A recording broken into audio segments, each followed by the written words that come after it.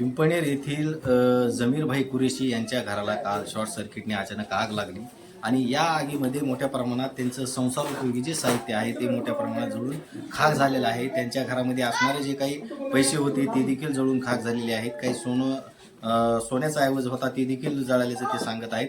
म्हणजे मोठ्या प्रमाणात या अतिशय सामान्य कुटुंबातलं असणारे जे व्यक्तिमत्व आहे आणि यांच्या घरी हे जे अचानक लागलेली जे काही शॉर्ट सर्किटने आग होती याच्यामध्ये त्यांचं मोठ्या प्रमाणात आर्थिक नुकसान झालेलं आहे.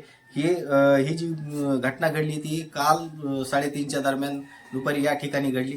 घरामध्ये कोणी नव्हतं. एक छोट्याशा मुलीचा प्रकार हा लक्षात आल्यानंतर आणि त्यांच्या घरातल्या एका महिलेला हा प्रकार लक्षात आल्यानंतर त्यांनी आरडाओरड केली आणि त्यानंतर या मोहल्ल्यातले असणारे जे लोक होते त्या लोकांना बोलावून या ठिकाणी ती आग आटोक्यात आणण्याचा प्रयत्न केला. त्या टायमाला ह्या ठिकाणी कोण होतं नेमकं? इथं बारीक मुलगा होता एक आमचा नातू होता आणि नमाज पडायला सुना त्या शुक्रवार असल्यामुळे ते तिकडे नमाज पडीत होते. ते पोरगडे आग बघितल्यानंतर ते पळत गेला तिकडे आणि त्याला तर बोलता बी येत नाही. त्याला त्यांनी सांगितल्यानंतर ते सगळे पळत आले.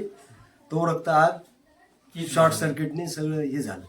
म्हणजे घरामध्ये जे होते ते घरामध्ये संसार उपयोगीचे साहित्य आहे. हो. नेमकं काय होतं नेमकं म्हणजे काय हे पैसे आदले होते. काल बाजारावर साळेगावचा बाजार करून मुलं आलते.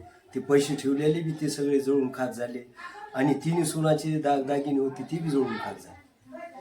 आता ही जी एवढी पांघरायला सुद्धा काही राहिलं नाही. आग लागण्याचं कारण या ठिकाणी जे फ्रीज होतं त्या फ्रीजनी काही स्फोट वगैरे झाला होता का? नाही तसं नाही झालं. शॉर्ट सर्किटनेच झाले. बरं.